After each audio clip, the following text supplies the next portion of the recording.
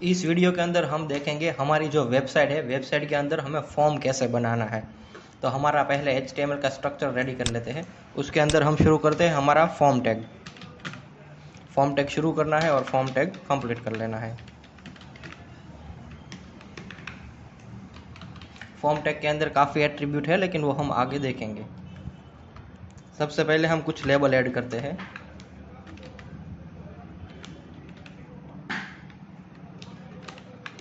इसके लिए label tag शुरू करेंगे और लेबल टैग कंप्लीट कर देंगे। अगर आप लेबल टैग का यूज़ नहीं करेंगे, डायरेक्ट H1 H2 या P टैग का यूज़ करके भी आप लेबल डिस्प्ले करवा सकते हैं। इसका आउटपुट आएगा इस तरीके से। हम जो लेबल लिखते हैं वो नॉर्मल टेक्स्ट के अंदर डिस्प्ले होगा। अभी सपोज नेम एंटर करने के लिए हमें यूज़र को फील्ड देना है, तो उसके लिए हम ऐड करेंगे input type equal to text.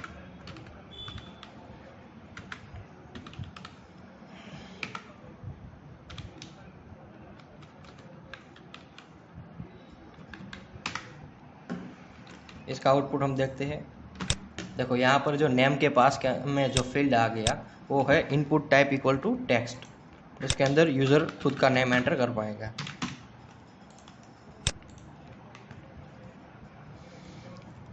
अगर इसको हमें दोनों पास पास की जगह ऊपर नीचे कर रखना है तो बीच में BR टैग ऐड कर देंगे।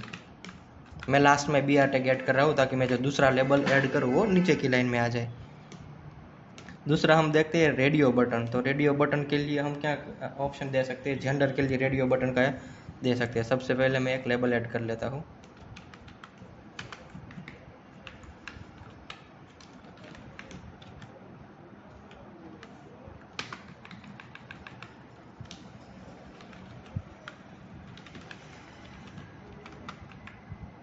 उसके बाद इस तरह से हमने ऊपर लिखा था इनपुट टाइप लिखना है। इनपुट टाइप सब में कॉमन रहेगा, लेकिन टाइप के अंदर जो वैल्यू आएगी वो डिफरेंट रहेगी। और एक दूसरी बात है, जो भी आप इनपुट टाइप लिखते हो उन सब का कुछ ना कुछ नेम हमें ऐड करना है। वो HTML में तो उसका नेम का कुछ ज़्यादा नहीं इफेक्ट आएगा, लेकिन जब हम PHP में इसकी वैल्यू स्टोर कराएंगे तब नेम की ज़रूरत ज़्यादा रहती है। इसलिए हम पहले से ही ऐसी आदत डालेंगे कि जो भी हम इनपुट टाइप लेते हैं उन सब का कोई ना कोई नेम दे। जो भी नाम असाइन करो वो रिपीट नहीं होना चाहिए, सबका डिफरेंट डिफरेंट नाम होना चाहिए। जैसे कि इनपुट टाइप नेम जो है उसके अंदर हमने नेम दिया, कहीं पर पासवर्ड डालना है तो उसको अलग नाम दो, उसका भी नेम मत रखो, सबका नेम डिफरेंट डिफरेंट रखो। अभी सपोज हमने डाल दिया इनपुट टाइप, अभी इसमें रेडियो लिख लेते हैं। रेडियो का ऑप्शन नहीं आया, कोई दिक्कत नहीं। रेडियो का इसका भी कुछ नाम दे देते हैं, लेकिन एक रेडियो बटन के अंदर हम जितना ऑप्शन रखेंगे ना उन सब का नेम सेम रखेंगे।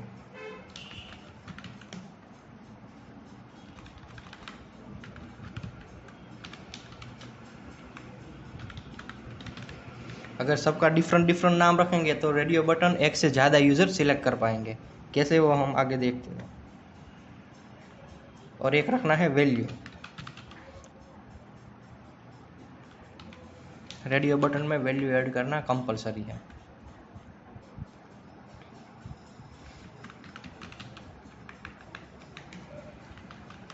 क्यों वैल्यू ऐड करना कंपलसरी है? क्योंकि ये हमने जो कोड किया है उससे आउटपुट कितना आएगा? सिर्फ एक सर्कल ही आउटपुट आएगा। यूज़र को जो पास में दिखेगा वो उसकी वैल्यू नहीं है, वो तो एक लेबल है। जैसे कि यहाँ मैं मेल लिख रहा हूँ तो ये मेल है, वो डेटा स्टोर नहीं करेंगे। HTML में हम कहीं बार डेटा स्टोर करना नहीं सीखेंगे, सिर्फ डिज़ाइनिंग ही सीखेंगे। लेकिन यही डिज़ाइनिंग को बाद में हम जब PHP में यूज़ करेंगे तब इसको कहीं ना कहीं वैल्यू को स्टोर करनी होगी। तो ये जो अभी मैंने मेल सिलेक्ट किया ना वो तो लेबल है, लेबल से इसकी वैल्यू नहीं सिलेक्ट करेगा। यूज़र ने अगर मेल सिलेक्ट किया है, पहला ऑप्शन सिलेक्ट किया है, तो पहले ऑप्शन की वैल्यू में जो वैल्यू एंटर की होगी वही स्टोर होगा। इसलिए रेडियो बटन के अंदर वैल्यू कंपलसरी ऐड कर देनी है।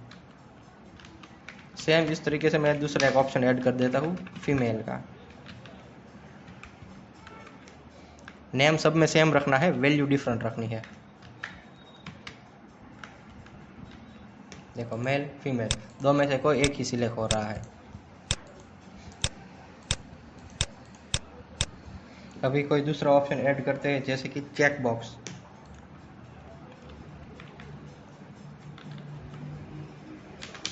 चेक बॉक्स हमें न्यू लाइन में चाहिए, इसलिए हम BR ऐड कर लेते हैं। चेक बॉक्स में भी क्या करेंगे, सबसे पहले कोई लेबल ऐड कर देंगे।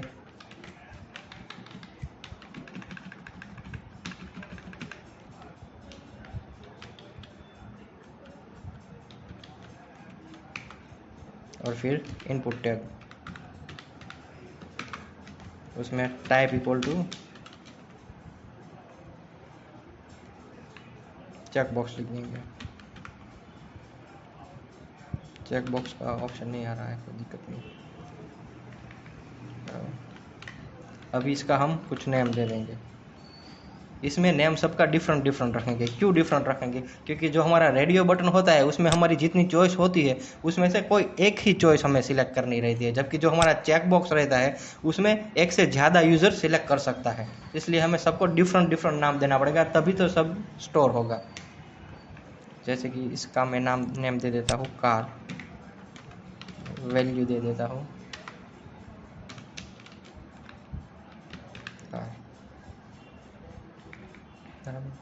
और जिस तरह से उसमें देखा था, इसमें खाली चेक बॉक्स का सिंबल आएगा, पास में लेबल हमें ऐड करना पड़ेगा।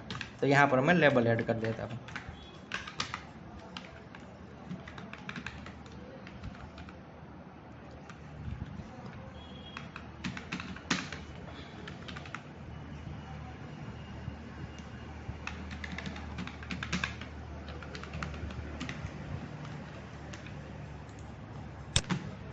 देखो अभी चेक बॉक्स में यूज़र एक या दो ऑप्शन दोनों एक साथ सिलेक्ट कर पाएगा। पॉसिबल है कि दोनों एक साथ सिलेक्ट करें, इसलिए हमने दोनों का डिफरेंट डिफरेंट नाम रखा ताकि दोनों वैल्यू स्टोर हो, जबकि हमें रेडियो बटन में कोई एक ही यूज़र से वैल्यू लेनी है। अब हम इसके अलावा और दूसरी एक चीज़ लेते हैं, पासवर्ड। सपोज आप लॉगिन पेज बना रहे हो तो उसके लिए आप क्या करेंगे, लेबल सबसे पहले तो ले लेते हैं हम कुछ।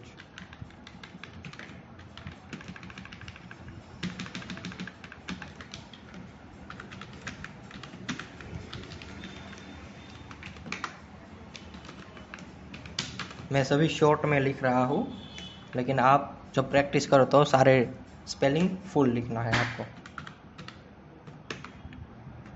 जिस तरीके से हमने यहाँ पर टेक्स्ट लिया था उसी तरीके से इसके अंदर हम लेंगे पासवर्ड।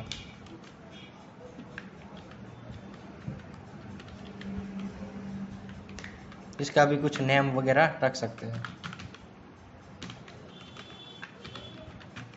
इसमें वैल्यू रखने की ज़रूरत नहीं है, हम BR टैग दे देते हैं ताकि नई लाइन में आप इजीली समझ सको, सब मिक्स ना हो जाए आपको सीखने के लिए। बराबर। अभी यूज़र पासवर्ड से क्या होगा कि यूज़र कुछ भी एंटर करता है तो किसी को शो नहीं होगा, इसलिए हम टाइप अभी पूरा फॉर्म फिल हो जाए। कई बार एक फॉर्म बनने के बाद उसी पेज के अंदर दूसरे का फॉर्म भी कई बार करना होता है, तो इसके लिए हमें क्लियर का बटन ऐड कर देते हैं, सॉरी रीसेट का बटन ऐड कर देते हैं। क्लियर भी कह सकते हो, रीसेट भी कह सकते हो।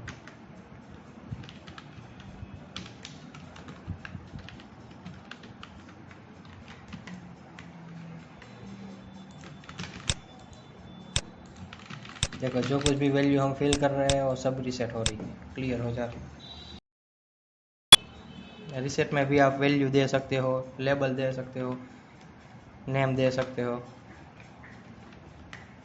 अभी हमने फॉर्म तो बनाया, लेकिन फॉर्म के अंदर जो भी डिटेल हो वो डिटेल हमें सबमिट करनी है, तो इसके लिए हम एक बटन बनाते हैं, सबमिट बटन बना लेते हैं। इनपुट, इसमें भी सेम टाइप इक्वल टू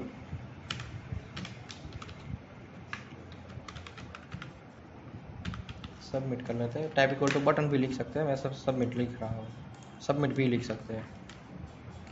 यहाँ पर जो कुछ भी आपने डेटा फिल किया होगा जब सबमिट पर क्लिक करेंगे तब ये डेटा स्टोर होगा या फिर सबमिट होगा। अभी स्टोर होने के लिए हमें क्या करना पड़ता है, सबमिट पर अभी कुछ क्लिक करेंगे तो कुछ ज़्यादा होगा नहीं, उसी पेज पे रहेंगे। लेकिन अगर हमें सबमिट पर क्लिक करने के बाद उसे नए पेज के अंदर ले जानी है तो उसके लिए क्या करना है, जहाँ हमारा फॉर्म टैग शुरू हुआ है उसके अंदर हम एक एक्शन लेंगे। एक्शन के अंदर हम वो दूसरे पेज का नाम लेंगे जिस पेज के अंदर हमें ले जाना है। यहाँ पास में मेरे एक इस नाम से एक पेज है तो मैं वो डाल देता हूँ। अभी देखते हैं, और ये जैसे सबमिट करेंगे देखो पेज चेंज हो गया, मतलब जो दूसरा पेज सबमिट करने के बाद हमें जो दूसरे पेज पे रीडायरेक्ट करना है वो पेज हमें एक्शन के अंदर लिखना है। इसके अलावा एक और टैग ले लेते हैं।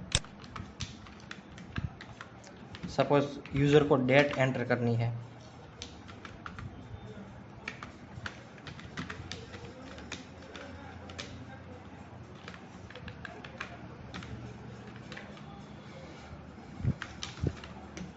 तो इसके अंदर हम लेंगे input type equal to date.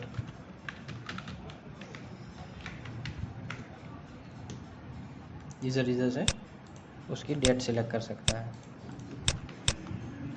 अगर यूज़र से उसका ईमेल लेना है तो ईमेल का भी एक फ़िक्स फॉर्मेट रहता है, तो वो फिक्स फॉर्मेट के लिए हम enter your email type equal to date की जगह हम ईमेल सिलेक्ट कर लेंगे।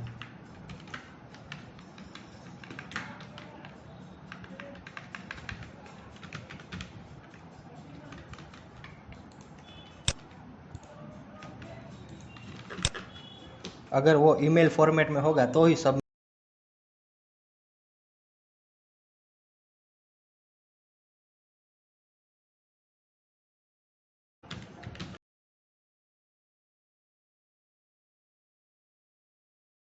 वो सबमिट होगा, अदरवाइज मैसेज आ जाएगा। फिर एक डालते हैं enter mobile number, enter mobile number. इसके अंदर क्या होगा कि जो भी वैल्यू होगी वो न्यूमेरिकल वैल्यू ही होगी।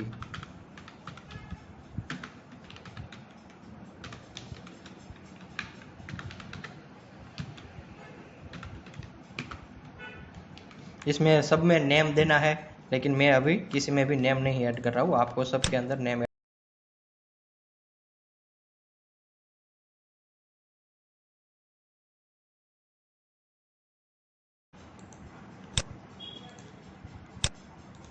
अभी मान के चलो कि कोई गवर्नमेंट की या एडमिशन का वो कुछ ले रहे हैं हम, मतलब कोई ऐसा फॉर्म बना रहे हैं कि जिसमें जो नंबर एंटर करेंगे वो लिमिटेड ही नंबर होगा, तो उसके लिए एक्सपीरियंस सपोज मान लेते हैं।